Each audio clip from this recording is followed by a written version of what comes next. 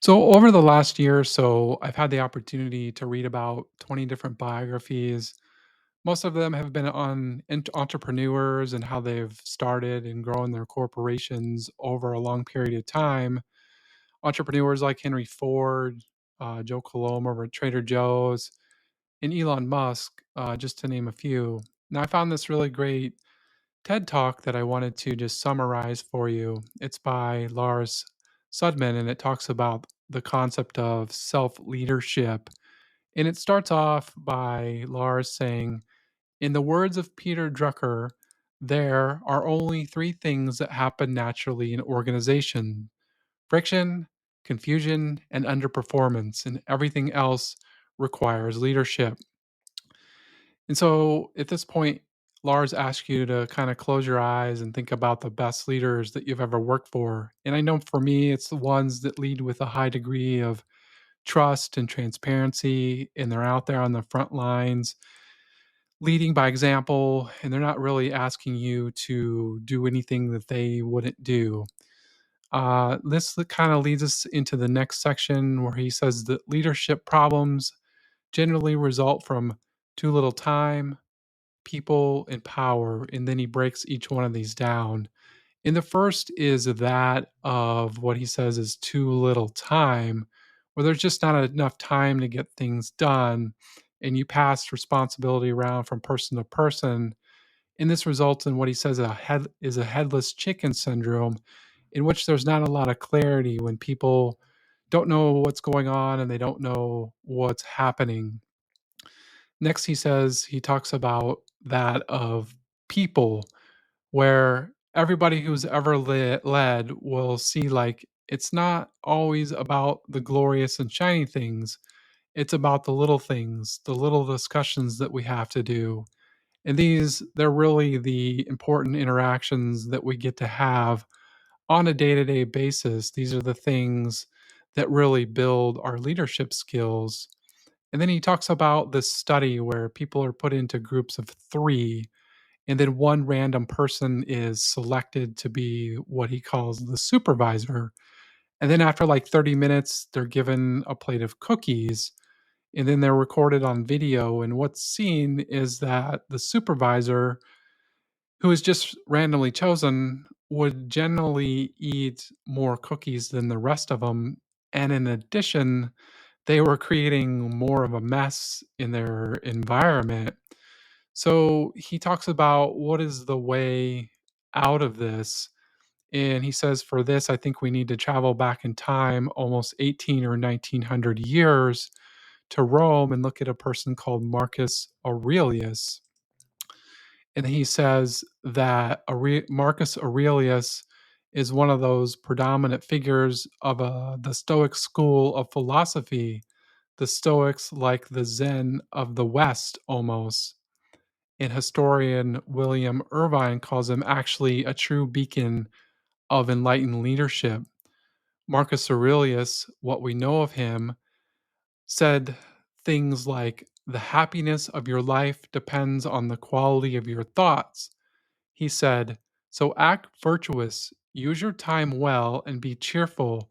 Then when you drop from life's tree, you will drop like ripe fruit. I think that is extremely, extremely valuable, that when we control our thoughts and put them in the right direction, that we're going to produce a lot of ripe fruit. And what did he do so well?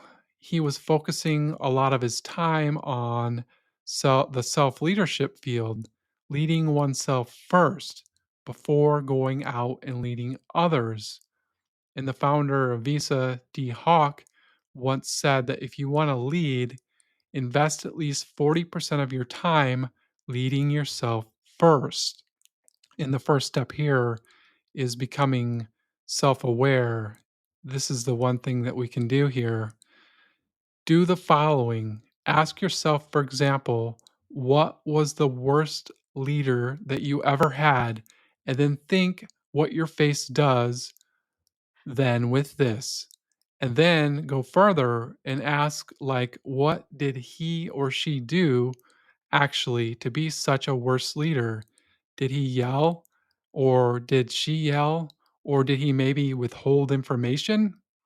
And then here comes the trick in this tool. Give yourself a score from 1 to 5 for yourself.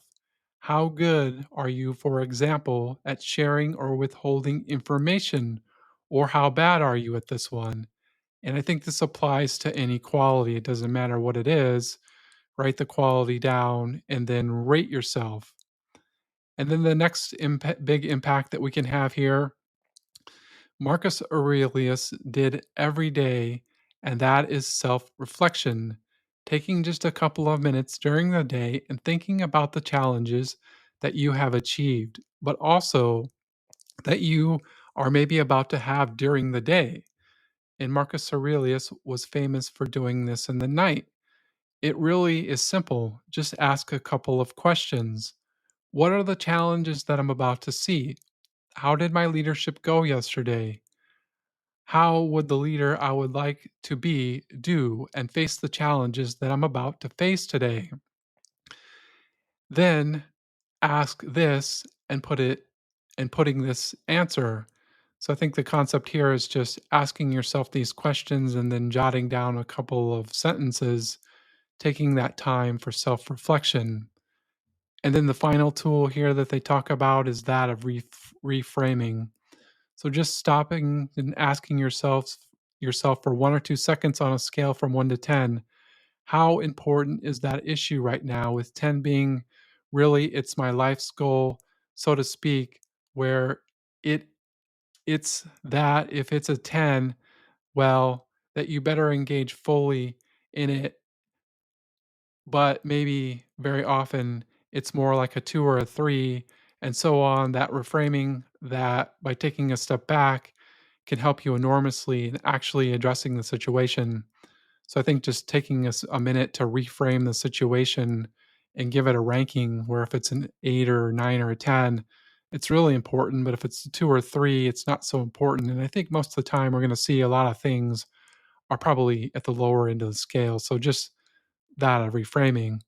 And sorry about the butchering of the reading there. Just the flow of it looks a little awkward to me.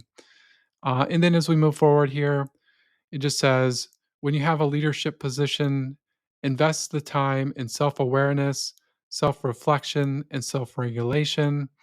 And it's this self leadership in general before you go out and lead that of others.